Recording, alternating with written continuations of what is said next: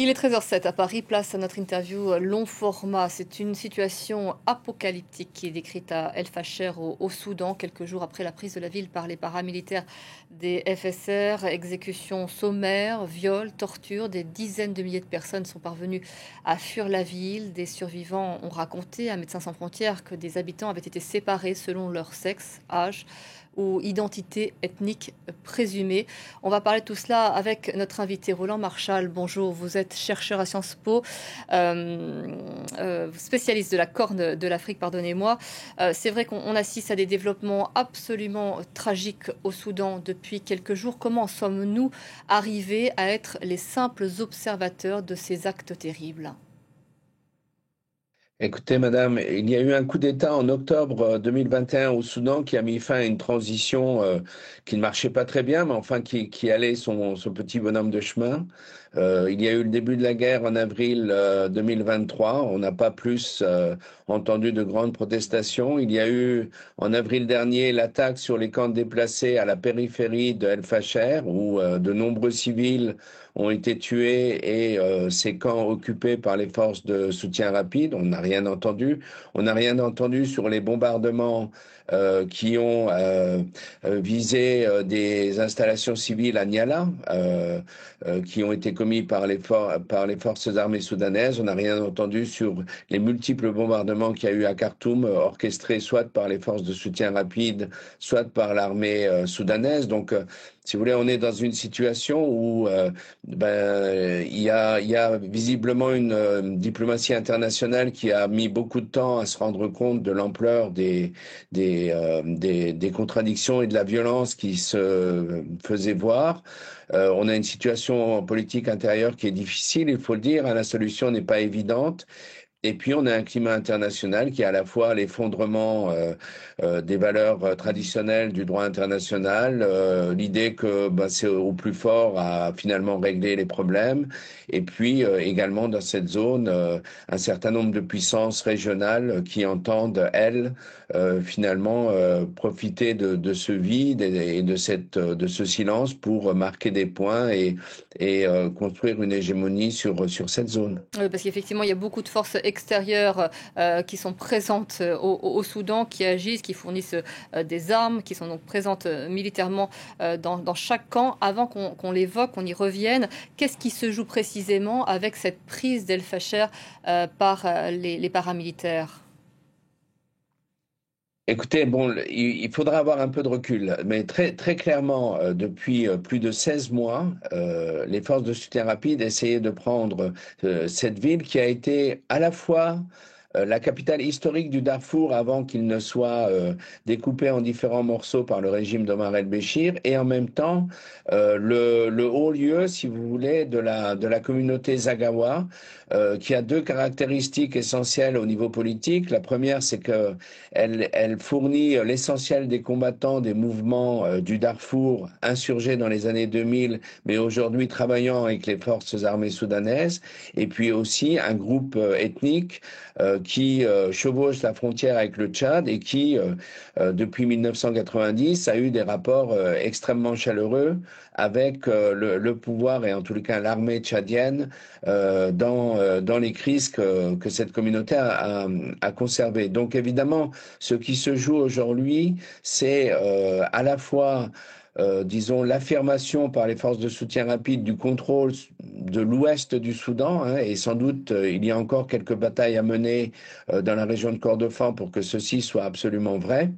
Et d'un autre côté, c'est évidemment une énorme question sur la stabilité des voisins, et notamment du Tchad, dont le régime a joué un rôle très partisan dans le soutien aux forces de soutien rapide et dans l'aide logistique aux opérations militaires. Donc il y a à la fois les prémices d'une crise politique et militaire au Tchad, c'est une possibilité. Heureusement, ce n'est pas la seule, mais c'est une possibilité. Et puis surtout, l'affirmation d'une puissance des forces de soutien rapide qui peut être là aussi vue de façon très contradictoire. D'un côté, c'est peut-être quelque chose qui facilitera d'éventuelles négociations de cessez-le-feu que la diplomatie américaine essaye de mettre en place. D'un autre côté, c'est aussi un argument instruments qu'utilisent les tenants de l'ancien régime à Khartoum pour mobiliser davantage et pour pousser à une confrontation dans un moment de grande radicalisation des deux côtés de cette guerre civile. C'est vrai qu'il y avait eu des pourparlers de trêve, mais qui n'ont rien donné, hein, avec les États-Unis, l'Égypte, les Émirats arabes unis et l'Arabie saoudite. Cette prise, vous venez de l'évoquer, s'accompagne d'exactions terribles. Qui sont ces combattants? On a beaucoup parlé d'Abou Loulou qui se mettent en scène, se vantent, commettent des exactions épouvantables. Alors, si vous voulez, là aussi, on est dans une histoire de ce conflit. C'est-à-dire qu'il faut se rappeler que dans les années 2000, la communauté internationale s'était émue avec un peu plus de rapidité en 2004, hein, mais l'essentiel des violences a quand même eu lieu juste avant et que on a évoqué le génocide. On a finalement poursuivi, enfin la Cour de justice pénale, Cour internationale de justice, pardon, la Cour de justice pénale a poursuivi le général Omar El-Béchir et d'autres commandants du Darfour. Le fait est que ce conflit n'a jamais été réglé. Donc les forces de soutien rapide sont les héritiers historiques d'une partie au conflit, de ce qu'on a appelé à l'époque les Janjaweed, même si il faut toujours rappeler que les Janjaweed, comme les forces de soutien rapide, sont une création de l'armée soudanaise. Il faut surtout pas oublier cet aspect-là qui est très important et qui sera important aussi dans les négociations de paix ou de cessez-le-feu. Et évidemment, ce qui s'est passé, c'est qu'au début de la guerre, en avril 2023, on avait affaire à deux forces armées, l'armée soudanaise et les forces de soutien rapide, qui étaient relativement bien structurées et qui avaient tendance à se comporter de la même façon. Ça s'est très vite transformé pour les forces de soutien rapide, à la fois parce que les officiers de l'armée soudanaise qui encadraient les troupes sont partis, parce qu'elles ne voulaient pas combattre contre leur corps d'origine, et puis aussi parce que de nombreux commandants qui avaient une expérience militaire ont été tués dans les combats. Donc il y a eu une disparition de cadres, enfin en tous les cas une réduction des cadres expérimentés, la montée de recrues de plus en plus nombreuses qu'on a été chercher non seulement au Soudan, mais aussi au Tchad et au Sahel, et qui eux n'ont pas d'autre intérêt que finalement piller, voler et repartir chez eux un peu plus riches qu'ils ne sont arrivés. Donc là, le commandement des FSR nous annonçait qu'ils étaient arrêtés, qu'ils seraient condamnés. C'est vrai que l'ONU réclame des enquêtes, je cite, rapides et transparentes. Pour l'instant, on se demande quelle pourra être leur application. On entend dans ce que vous dites qu'il y a là une guerre de Soudanais, mais aussi une guerre, on l'évoquait au début de cette interview, une guerre par procuration, puisqu'on sait que chaque camp est fourni militairement par des puissances étrangères, différentes d'ailleurs. Oui. Oui, tout à fait. C'est-à-dire que cette guerre, elle est la conséquence de différents phénomènes politiques. Hein, le fait qu'on n'ait rien réglé au Darfour, que la transition politique après le renversement d'Omar El-Béchir en 2019 est un peu est échouée, mais fondamentalement, sans l'intervention de ces puissances extérieures, on aurait effectivement pu espérer une guerre sans doute de moindre intensité et peut-être aussi un règlement politique plus rapide. Le fait est que ce n'est pas ça qui se produit. Le gouvernement, enfin le dit gouvernement soudanais qui n'est toujours pas reconnu par l'Union africaine, faut le rappeler, et l'armée soudanaise sont aidés par la Russie, l'Iran, l'Égypte et peut-être aussi le Qatar, la Turquie et l'Arabie saoudite. Tout ça avec beaucoup de nuances.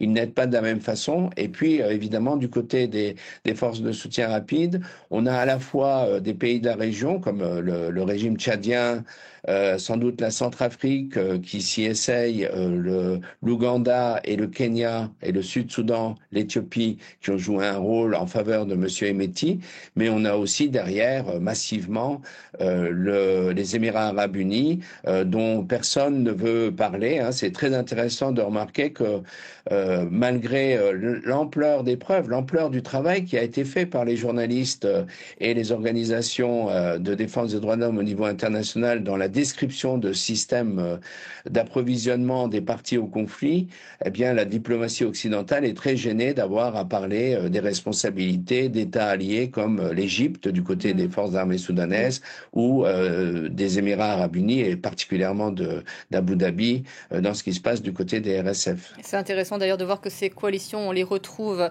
dans d'autres zones du monde où là aussi elles soutiennent d'autres différents protagonistes. Est-ce que c'est un risque de partition du pays auquel on est en train d'assister? Je ne crois pas. C'est-à-dire, je ne crois pas. Bien sûr, c'est le temps qui va décider. Si ce système se stabilise et dure, bon, des choses sont possibles. Mais fondamentalement, les deux leaders, Général Burhan et Général Hemeti, n'en veulent absolument pas. Le pouvoir est à Khartoum. Tout le monde en est très bien convaincu. La viabilité d'un Darfour agrémenté de quelques zones de la région voisine du Kordofan n'a aucun sens. Donc, c'est pas ça qui est visé. D'un autre côté aussi, si vous voulez, les causes de la guerre et la mobilisation auquel on assiste montrent très bien que à la fin, les combats, ils auront lieu un peu partout. C'est notamment du fait des drones qui sont utilisés massivement par les deux parties. Fournis par les Russes, les Iraniens, les Turcs, mais aussi les Émiratis et les Chinois. Et donc, il n'y a pas de zone, vous pouvez pas imaginer deux sanctuaires divisés et séparés par une ligne de front. Donc, moi, je n'y crois pas. Maintenant, le temps verra si ce système, cette partition de fait peut durer, qu'elle est de toute façon extrêmement instable.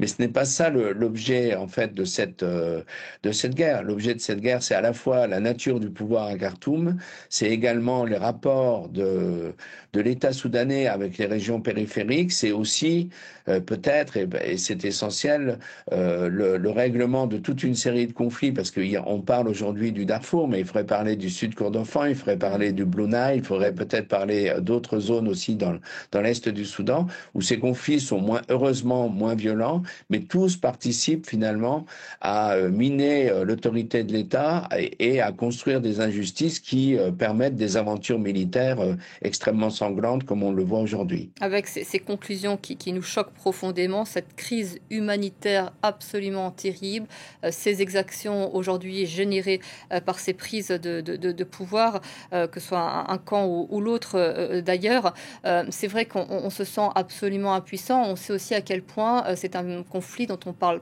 peu dans les médias parce que les journalistes ont du mal à aller sur place, parce qu'on a du mal à obtenir des images. Et c'est aussi cela qui est terrible quand de tels faits se déroulent, c'est l'incapacité de faire bouger les choses en parlant.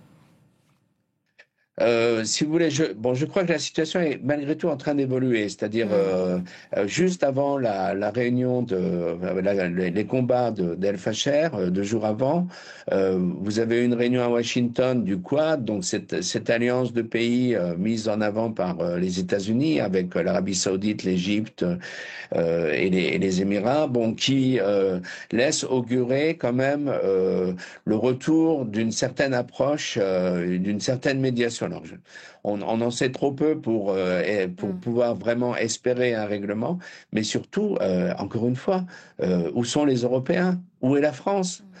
Qui a à certains moments une politique forte et généreuse vis-à-vis du Soudan. Je pense à la conférence de 2021 sur l'annulation de la dette, ou je pense également à une conférence qui s'est tenue en avril dernier sur l'aide humanitaire et qui finalement n'ont jamais pu finaliser leur objectif simplement parce qu'il fallait évidemment, on se retrouvait porte-à-faux avec des alliés qu'on juge extrêmement importants comme les Émirats arabes unis ou l'Égypte. Vous évoquiez le Tchad qui a déjà accueilli des centaines de milliers de réfugiés. Quelle est la part d'implication, ce sera ma dernière question, du Tchad dans ce qui est en train de se dérouler, notamment à El Fasher? Écoutez, alors il y a deux niveaux. Au niveau politique, le président Kaka a décidé en 2023, je crois, contre une partie de son entourage et de ses conseillers, d'abonder dans le sens des Émiratis et donc son régime de fait, hein, c'est extrêmement bien documenté encore une fois par de nombreuses études et d'enquêtes de journalistes et d'organisations internationales, via N'Djamena ou Amjares ont aidé à fournir la logistique de cette guerre au RSF. Donc de ce point de vue-là, le gouvernement, enfin le pouvoir politique, la présidence de la République joue un peu contre la communauté Zaghawa, qui elle-même est quand même le pilier de ce régime depuis 1990. D'un autre côté, au niveau social, on a un sentiment tout à fait différent. C'est-à-dire, on a une polarisation extrêmement forte dans les populations soudanaises, avec une population arabe qui est bien plus nombreuse que la population Zaghawa et qui ressent quelques sympathies vis-à-vis de Hemeti, surtout quand elle lit la politique intérieure tchadienne. On a une communauté Zaghawa qui, en dépit de la position de son président, voudrait que la solidarité, y compris militaire, s'affiche beaucoup plus avec l'armée soudanaise et les mouvements darfouriens qui se sont battus contre les RSF et qui payent aujourd'hui un prix extrêmement fort, à la fois pour les combattants, mais aussi pour leurs familles civiles. Roland Marchal, je vous remercie beaucoup pour tous ces éléments que vous venez nous apporter, qui nous permettent de mieux comprendre ce qui est en train de se dérouler. Ça n'apporte pas de solution concernant la difficulté à agir, à avoir une prise sur ce qui se déroule, mais c'est important en tous les cas pour nous de le mettre en lumière.